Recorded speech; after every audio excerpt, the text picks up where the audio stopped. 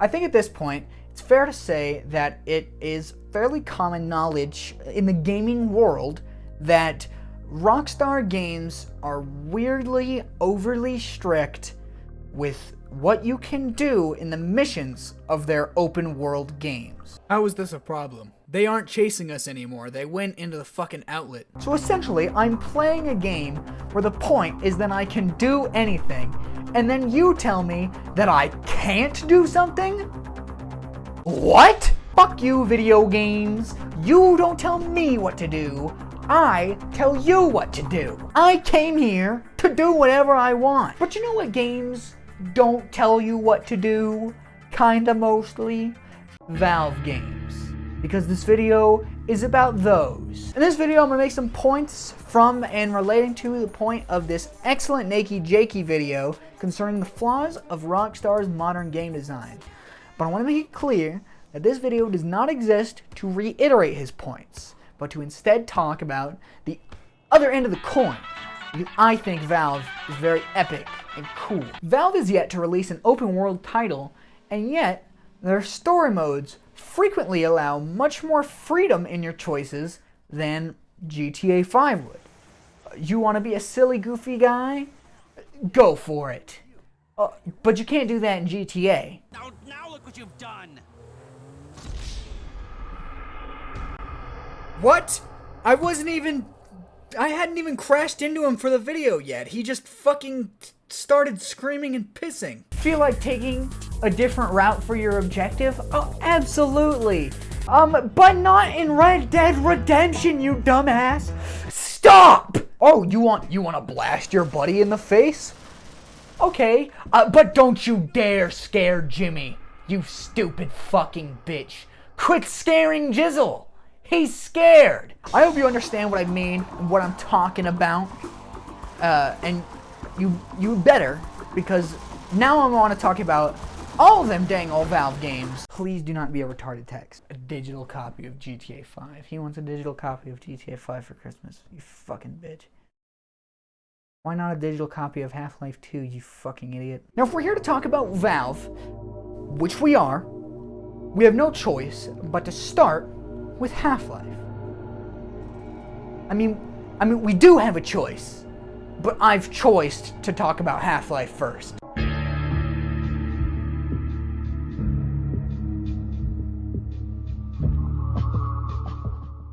Half-Life is a game where you play as Gorbo Free Guy, a highly trained professional science guy man who has the clearance to handle disasters at his own discretion using his HEV suit and his superior firearms training. Yes, Gordon Freeman is trained to use weaponry.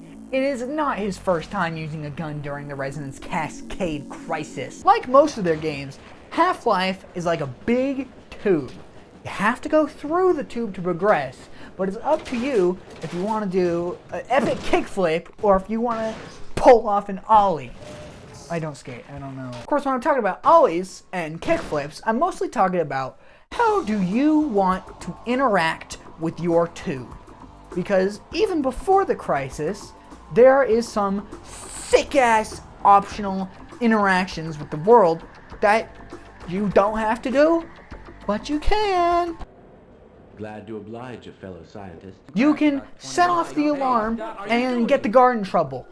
Or you can go into the break room and you can explode the casserole that's sitting in the microwave. And you know what? You can even stand on top of some lights. Not all of it is super exciting. Once the Resonance Cascade has happened, everything is free game. There's no objectives or instructions. It just lets you go into the game and do it however you want. If you've decided that it's necessary to beat your security guard buddy to death, it is totally cool. He's not going to be happy about it, but the game lets you do whatever you've decided is necessary. Because that's the dang old role that they assign to you as established at the beginning of the game. Due to your discretionary position, the game doesn't force you to actually interact with anything to progress. Progression is purely how far along the track you are. and all the doors and switches and buttons that are built into the game are only required if you are stupid enough to let a game from 1998 contain you. Here's us. Watch it with that thing. Very large sections of the game can be skipped as long as you got the know-how to bust the game up. For example, the chapter We've Got Hostiles can be completed in like 10 seconds just by busting up some AI brain.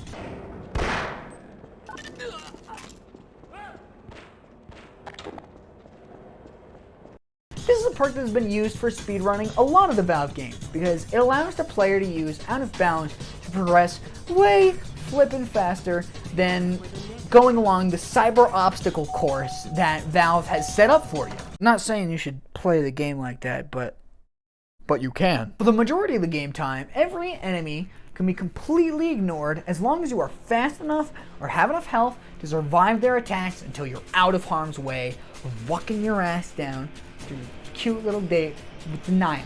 Now, while you can kill every person and enemy in the game, you sadly cannot always win just going on a murderous rampage, because there is the odd scientist or two who needs to live so that they can allow you to progress.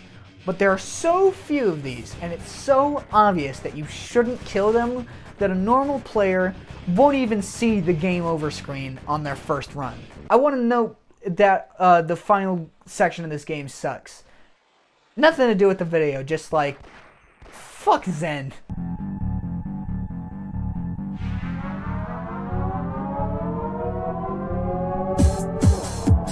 I am now going to briefly speak about Ricochet. It's not very good. You jump on platforms and shoot discs at your buddies or the walls, and the walls only serve to redirect your discs at your buddies, because it's a Ricochet.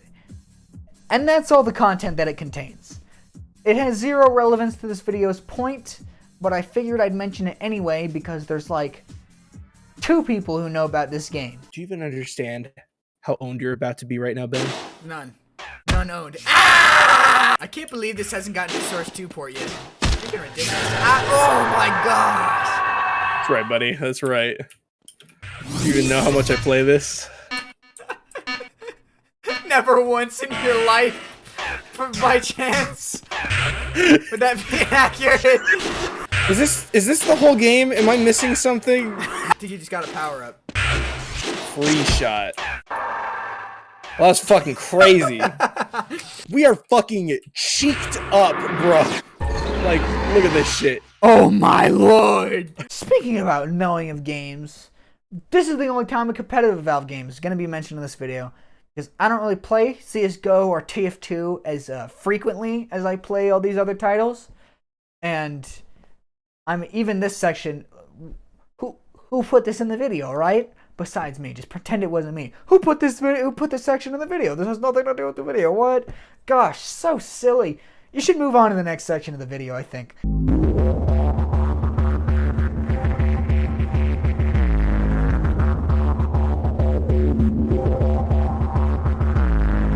Back to Half-Life, the second game is a little more constrictive, especially in the beginning. You can't get up to mischief without the Combine getting pissed off at you and beating you, because that's exactly what the world is like, obviously. As part of the Resistance, the simulation of you making your own choices kind of dissolves a bit, because you have to face the reality that to win, you have to collaborate with the Resistance members.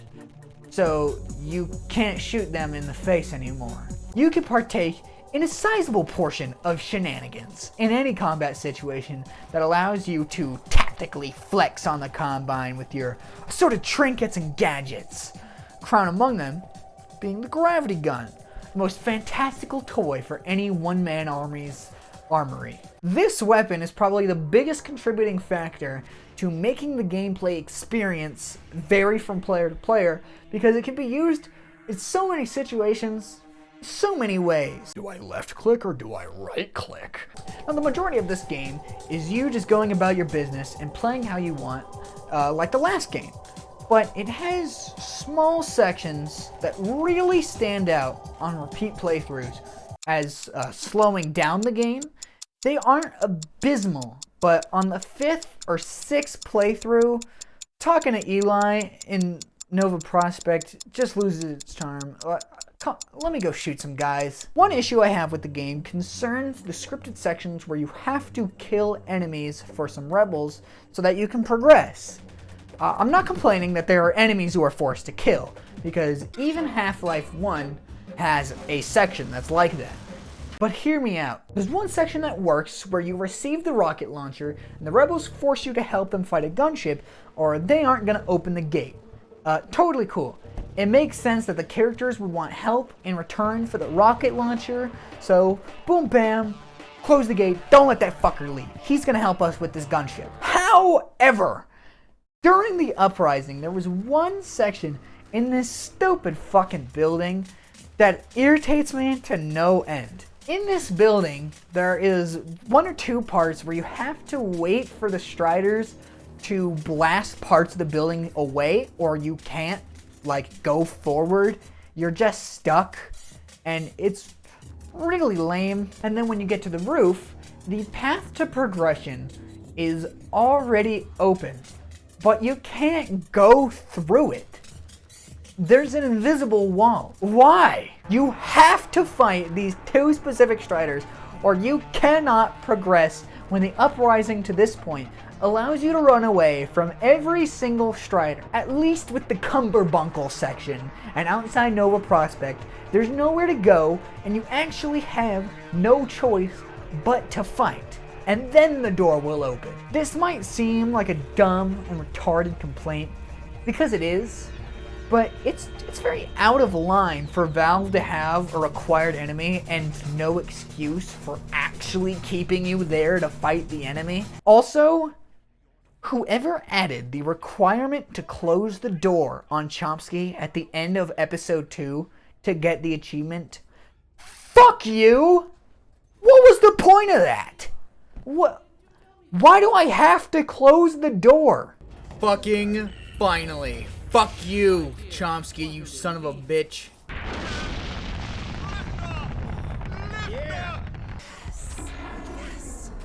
Why didn't I get the fucking achievement? Why don't I have it?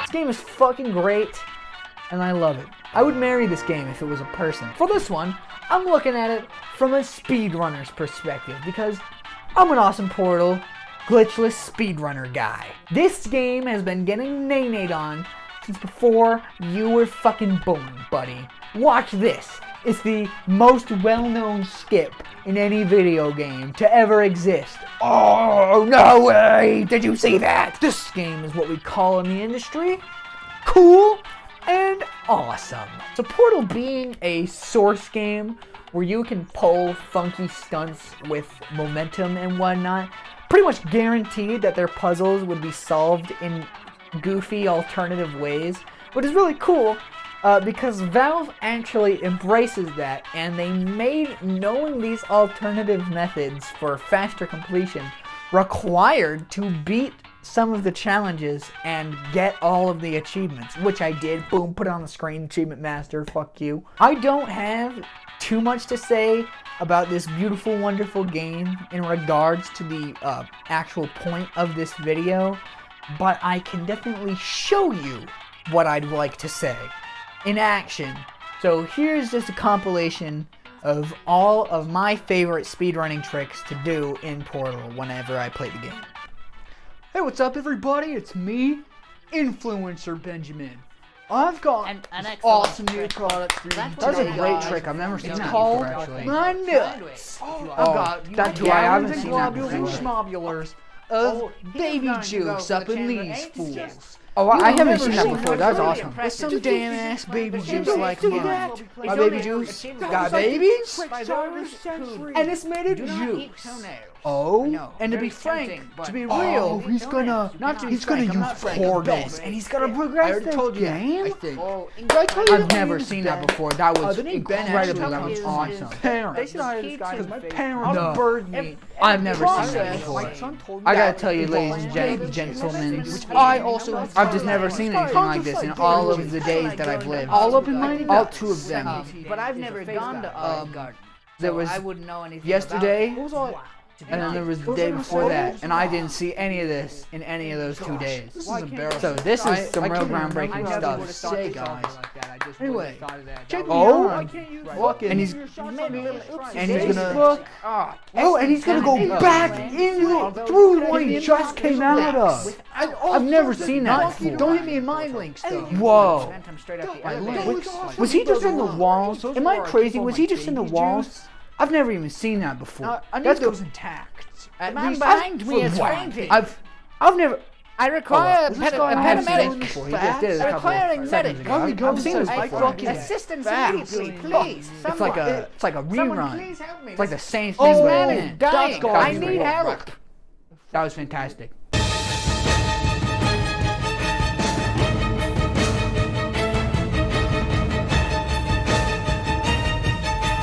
The Left 4 Dead games are pretty interesting to look at in search of examples of freedom because it's a pretty straightforward game.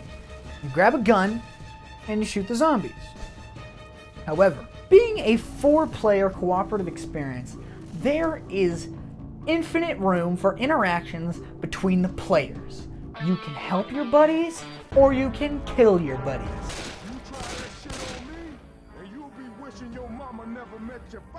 Heal your home slice and then turn around and blast another with a shotgun. Pipe bomb the boys or pipe bomb the dead. Or you can do both. Oh, you're being shredded to bits by a hunter, bro? Well, fuck you, buddy. I'm gonna Molotov the both of you at the same time. Oh, it wouldn't be very nice of me to blow you up with the tank, but that certainly doesn't stop me.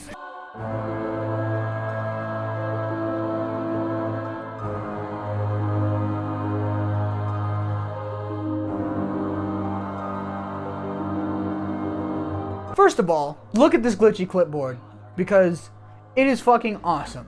This is a game that you should reasonably assume is gonna have the same quirks as the first one, and that's what I'm doing, because I do not know it as intimately as the first one. There's not really much I can say about this one that wouldn't be repeated from the Portal 1 section of this video, other than that this game is a lot tighter than the one before. The game gives you less room to solve it in a different way than it was designed to be solved. You can't committing shenanigans.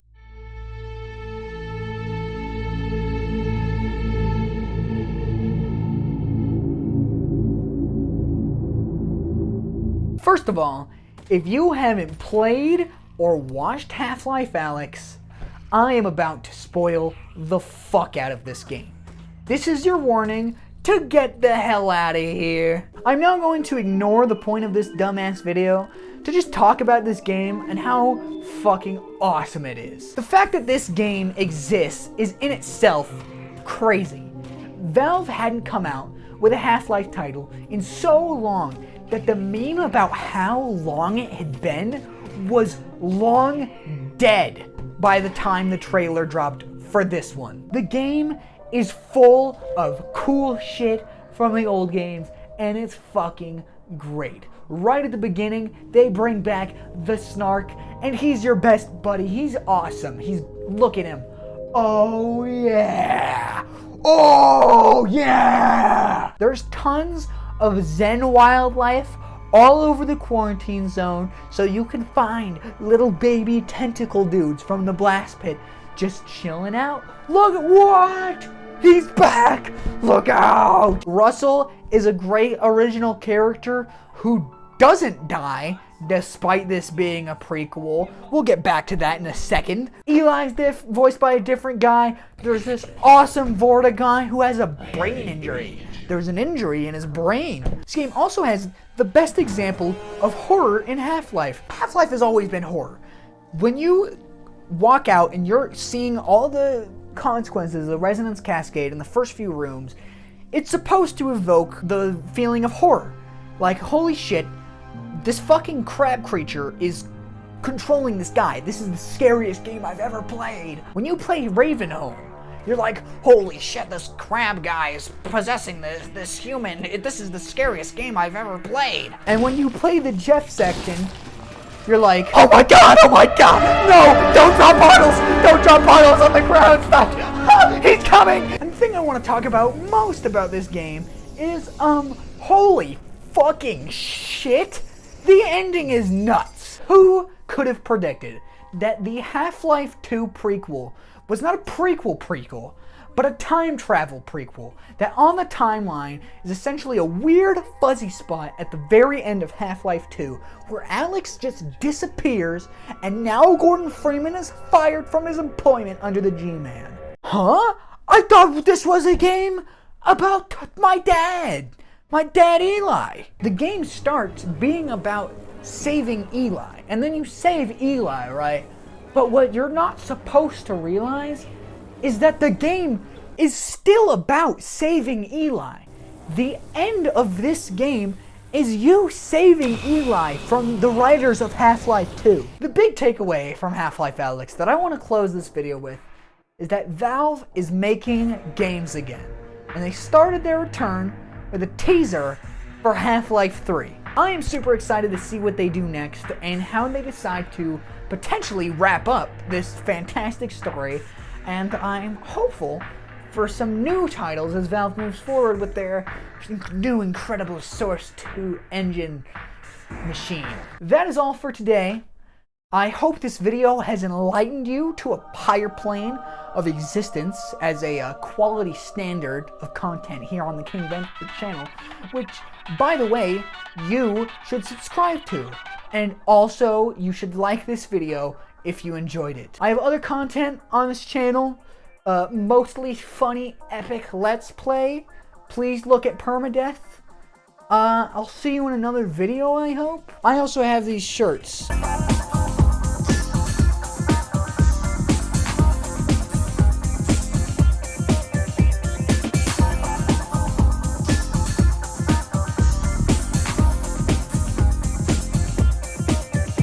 Hello? Hello? Is anyone on the phone? What a weird cellular device. Fuck! You son of a bitch.